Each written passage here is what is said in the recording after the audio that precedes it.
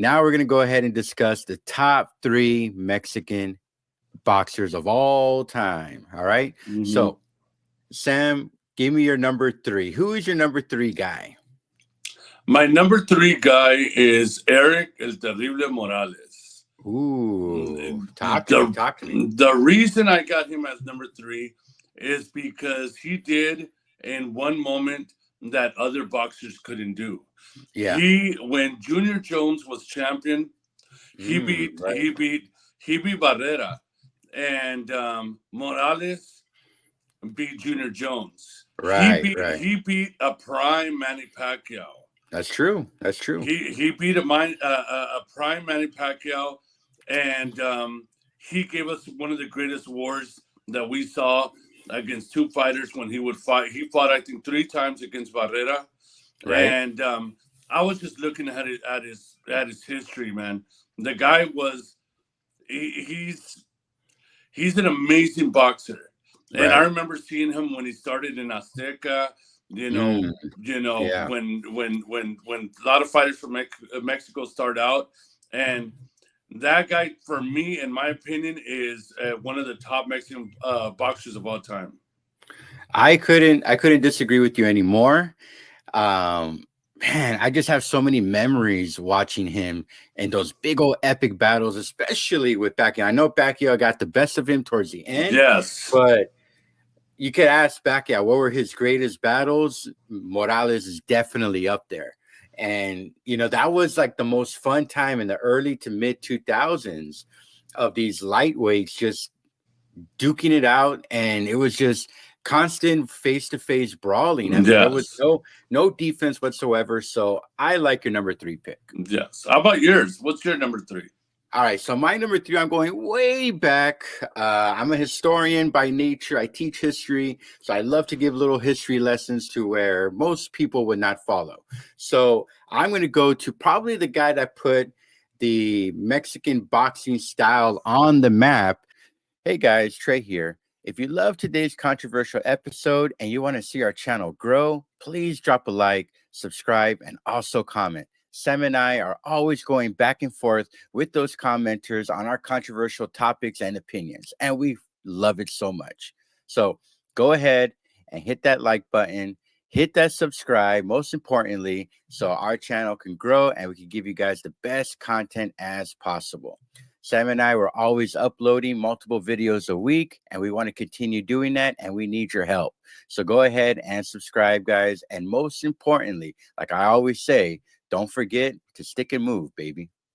To Alberto Baby Arizmendi, way back then, pre-World War II. And this is a guy who fought 138 times.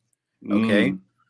He didn't have a perfect record or anything like that. But this was a time when boxing, it was probably the number 1 sport in the world. There was baseball because of Babe Ruth, and boxing. There was the other big thing to do. Yes. And this guy, he came in from another country. He went to the New York State Commission, which was the Vegas of back then.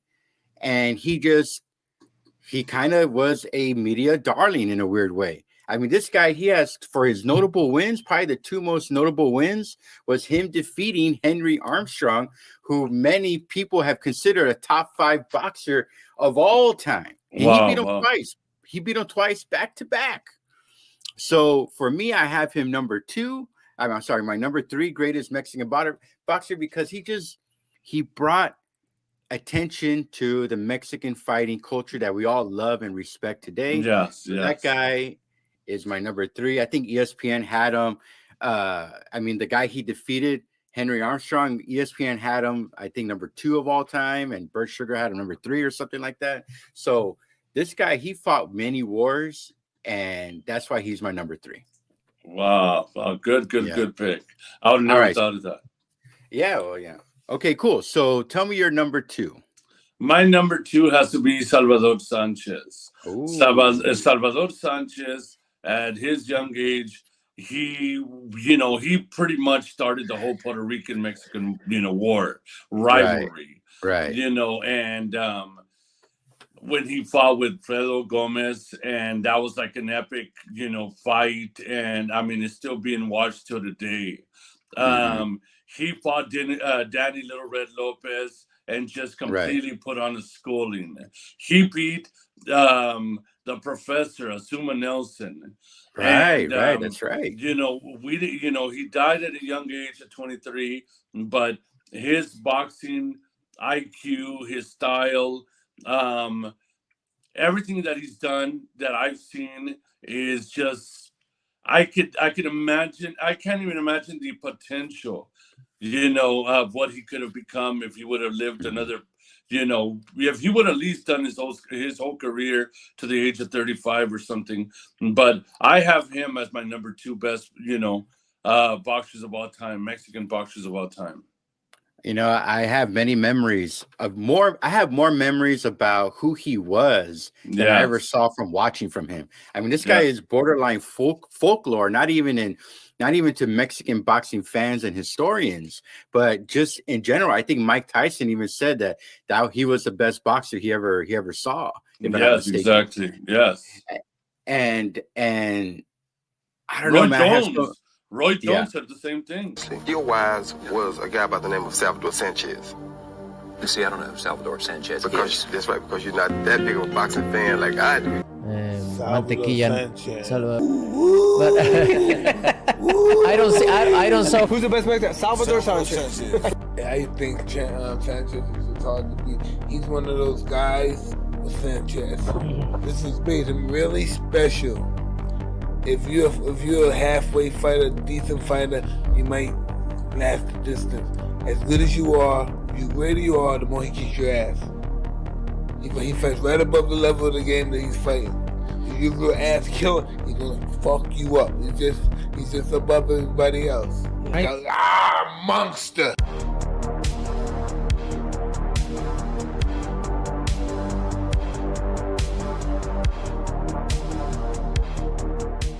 Style. He had that head first style, but at the same time, he had slick defense. I honestly think that, if he didn't have his accident, within a couple of years, that clash, he would have gone up to have fought Cesar Chavez at 130. Or to be honest, they were so competitive. Mexican boxers have been so competitive, never to say no to any challenge, that I wouldn't be surprised if Chavez would have gone down to challenge him, to challenge his undefeated record at the time. Yes. And Salvador Sanchez, what was he? 44, 45 and 0 and 1 or 45 and 1 or something like that before he died? The future was bright with him. He had that attractive style where not only was it a bully style, but at the same time it was also kind of slick. And I give a lot of credit to your number 2. Yes. So good How call. about yours? Good call. How about yours? What's your number 2? Mine is none other than who we talked about today, Canelo. Okay. I know, controversial. And the idea that a Mexican boxer is so polarizing, whether you love him or you hate him. And if you hate him, you really hate him. And if you love him, you really love him. So when I see Canelo there, when I think of Canelo, oh man, he's just taken all the challenges. He's gone up. He went down to fight Mayweather. He went up to go ahead and fight Triple G, the supposed boogeyman that you and I just talked about. He never stood down. His style is amazing to watch. And here's another little point I want to give. Like the way Mayweather spoiled us with the whole money thing and being undefeated. You know what else he did? That Canelo did that spoiled us as a modern media fan, is that if you don't knock out a guy, you're washed up. Yeah. So if Canelo goes into a fight and he goes the distance, he's not the same guy anymore. Versus, I remember watching boxers way back in the day, whether it was a tune-up fight or anything like that. If they went 12 rounds and they won handily, then they never questioned his dominance. But for Canelo, he did a great job of tricking people, or I don't know what the right term is, to believe that, he didn't knock down the guy, so he's slowing down. Yeah, so exactly.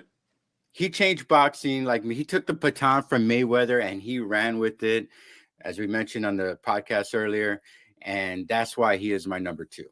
Wow, that's a good pick. And I got him as my number one. Ooh, all right. I got Canelo as my number one because his activity. The guy is definitely. his activity. And I mean, he took on fights that towards, recently, like Billy Joe Saunders, Caleb Plant. Caleb Plant, people were like, no, Caleb Plant's gonna, outbox him at 168. And well, look what he did. Look what he did with Billy Joe Saunders. He got in the ring with Bivol, which everybody was like, what is he doing? That's crazy, blah, blah, blah.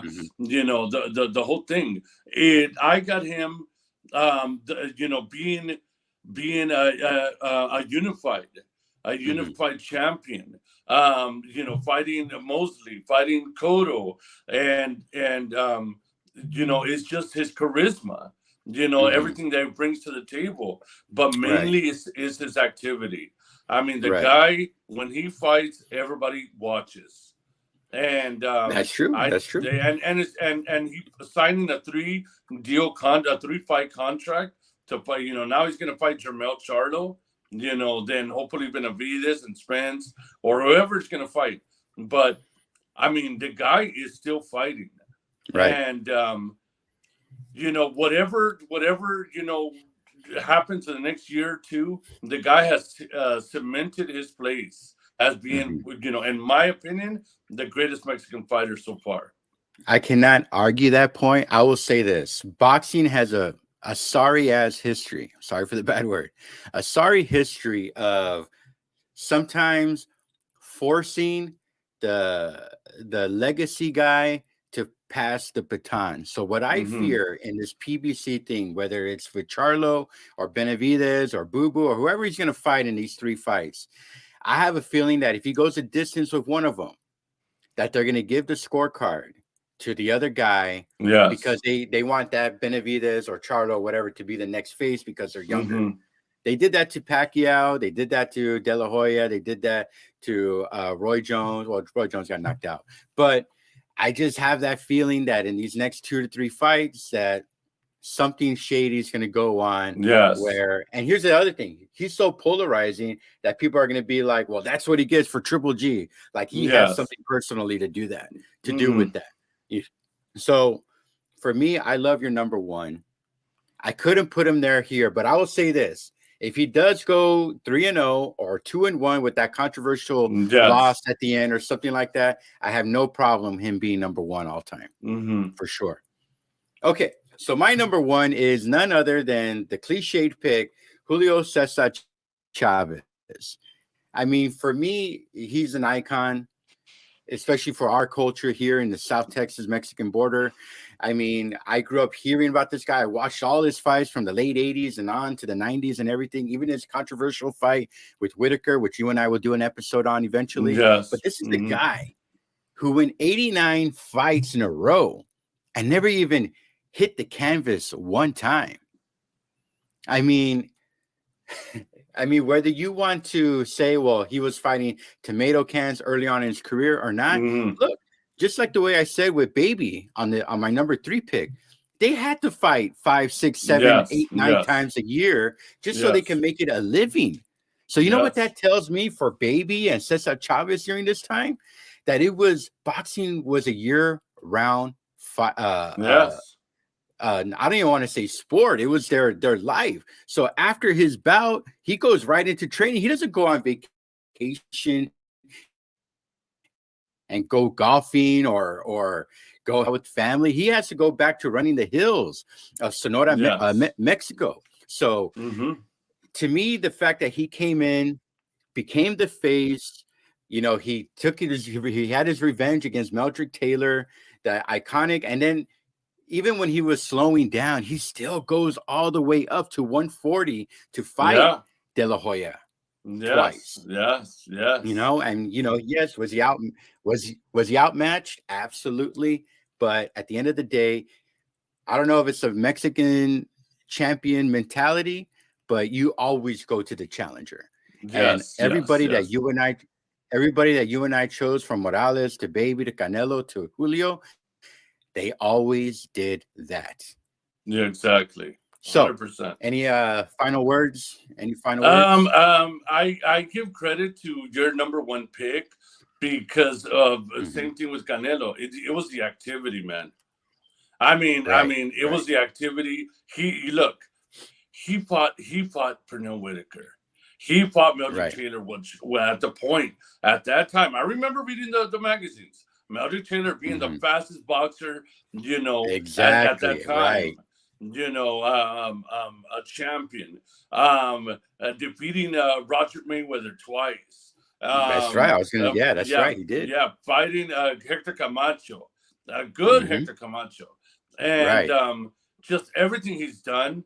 You know, for especially for the country of Mexico, I do. You know, I understand why you have him as his number one, as your number one. All right, so thank you. This has been a phenomenal episode. Do you have any final words for our viewers out there?